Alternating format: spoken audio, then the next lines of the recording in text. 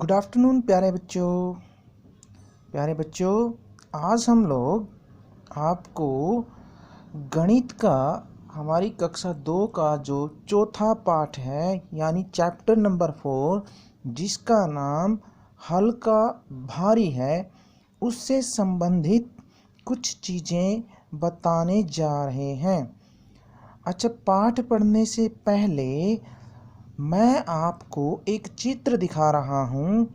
उस चित्र में आपको पहले इस चित्र को ध्यान से देखिए और मुझे बताइए कि ये चित्र किस चीज़ का है। आप लोगों ने इस चित्र को देख लिया।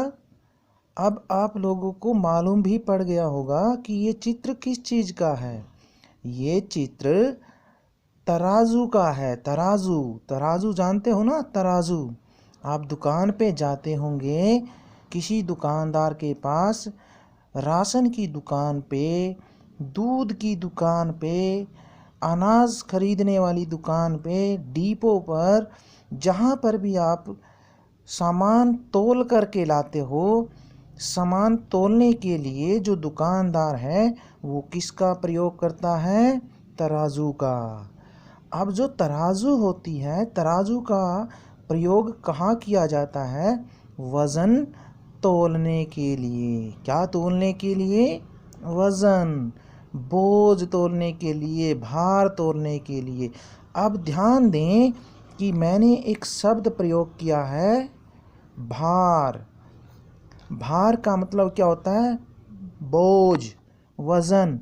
अब हम कुछ चीज़ें देखते हैं, हम उनको उठाने की कोशिश करते हैं लेकिन वो नहीं उठती आपसे।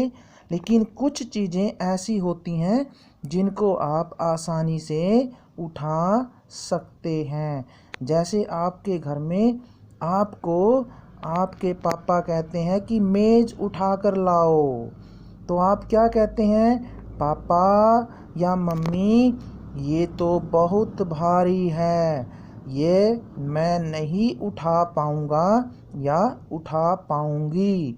लेकिन अगर वो आपको, आपके मम्मी पापा एक पानी का गिलास लाने के लिए कहते हैं, रसोई में से आप दौड़कर झट से पानी का जो गिलास है आप अपनी मम्मी पापा को ला करके दे देते हैं। ऐसा क्यों?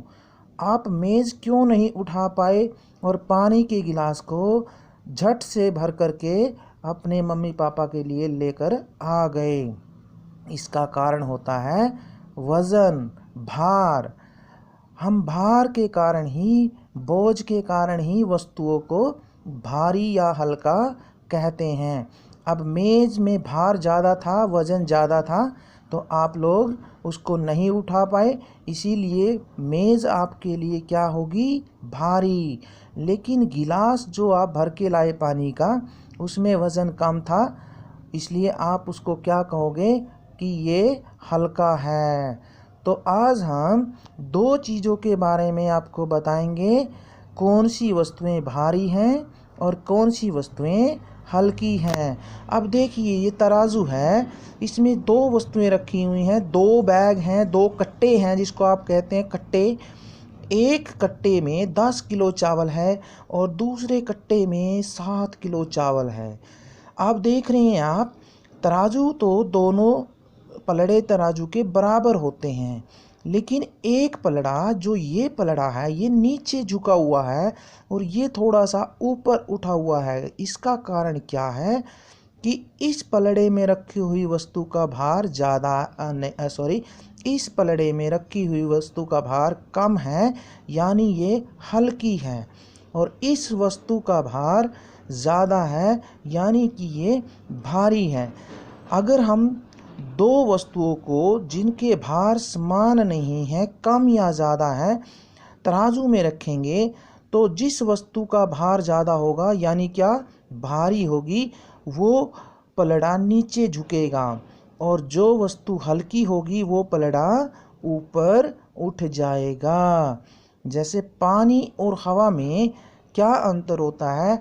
हवा हल्की होती है तो वो ऊपर रहती है और पानी भारी होता है तो वो नीचे रहता है। तो एक उदाहरण और हम देख लेते हैं। ये देखिए, ये दो बच्चे हैं जिसका नाम, एक का नाम है मोटू और एक का नाम है पतलू। ये दोनों पार्क में खेलने के लिए जाते हैं और वहाँ एक झूला होता है, एक लकड़ी का फट्टा उसके अंदर लगा होता है और उसको हम कहते हैं शीशा। उसके एक सिरे पर मोटू बैठ जाता है और एक सिरे पर पतलू बैठ जाता है। अब देखो कि जो मोटू है, मोटू वाला जो सिरा है फट्टे का, शीशा का, वो नीचे झुका हुआ है और पतलू का जो सिरा है फट्टे का, वो ऊपर उठा हुआ है। उसका कारण क्या है कि पतलू में भार कम है, यानी पतलू हल्का है, और मोटू में भार ज़्यादा है तो वो भारी है। और भारी होने की वजह से ये जो शीशा का इधर वाला भाग है, फट्टा है, वो नीचे की ओर आ जाएगा और इधर वाला भाग ऊपर की ओर उठ जाएगा। तो आपको समझ में आ गया कि हल्का और भारी क्या होता है। हल्की वस्तुएं और भारी वस्तुएं हम दैनिक जीवन में बहुत प्रयोग करते हैं, या हम हल्के यानी कि भारी जीवों को और हल्के जीवों को भी देखते हैं। तो चलिए अब हम कुछ शब्द आपको दिखा रहे हैं जहाँ पर हमने कुछ जानवरों के नाम लिखे हैं और कुछ वस्तुओं के भी नाम लिखे हैं। अब आप लोगों को क्या करना है, आपने ये सारी वस्तुएं या सारे जानवर अपनी पुस्तकों में या अपने आसपास देखे होंगे। तो आपको अगर याद हो, अगर आपने खरगोश और भालू को कहीं देखा है, आपके आस पड़ोस में, जंगल में, खेत में, टेलीविज़न पर आपने इनको कार्टून में देखा है, तो आपको ध्यान होगा कि भालू का वज़न कितना होता है, यानी भालू हल्का होता है या भारी होता है, किससे? खरगोश से। तो यहाँ मैंने जो शब्द लिखे हैं आमने सामने के शब्दों को, जैसे यहाँ आपने ये बताना है खरगोश हल्का है या भालू हल्का है। तो आपने इस तरीके से एक तालिका बनानी है, एक तरफ भारी लिखना है, एक तरफ हल्का लिखना है, और आमने सामने जो दो नाम लिखे हैं उनमें एक भारी होगा और एक हल्का होगा। तो आपने भारी वाले जानवर या वस्तु का नाम इस तरफ लिखना है और जो हल्का होगा वो इस तरफ लिखना है। मैं आपको एक करके दिखा रहा हूँ। जैसे खरगोश और भालू की तुलना है, कार और मोटर बस में से कौन हल्का भारी है, रेल और साइकिल में से, कागज़ और पेन में से, कटोरी और चम्मच में से, बैट और गेंद या बॉल में से, चादर और रज़ाई में से, ऊन और लोहा में से। इसी तरीके से मूली और तरबूज में से कौन हल्का है, कौन भारी है, गन्ना और बांस में से कौन हल्का भारी है, लकड़ी और लोहे में से, हाथी और शेर में से, सांप और छिपकली में से। मान लीजिए हम पहले इन दोनों को ले लेते हैं। खरगोश और भालू में से किस में ज़्यादा बोझ होता है, कौन ज़्यादा भारी होता है? भालू। तो भारी में हम क्या लिखेंगे यहाँ? हम यहाँ लिखेंगे भालू, और हल्के में हम क्या लिखेंगे यहाँ? खरगोश।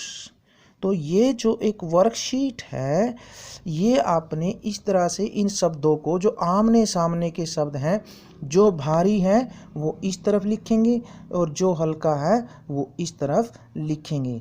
ये चीज़ मैं आपके व्हाट्सएप ग्रुप में भी भेज चुका हूँ पिक्चर की तरह से। जैसे पिक्चर को भेजते हैं, पिक्चर लेकर के मैंने आपके व्हाट्सएप ग्रुप में इसको डाल दिया है। तो अब आप लोगों को ये वर्कशीट भारी और हल्के वाली पूरी करनी है, इसको देख करके। और वीडियो को लास्ट तक ज़रूर देखें ताकि आपको ये चीज़ अच्छे से समझ में आ जाए। तो इस वीडियो को देखने के लिए आप सभी का धन्यवाद, और अगले वीडियो में हम इसका जो अगला पार्ट होगा उसको पूरा करेंगे। तो तब तक अगले वीडियो तक बने रहिए। सी यू सून, गुड बाय।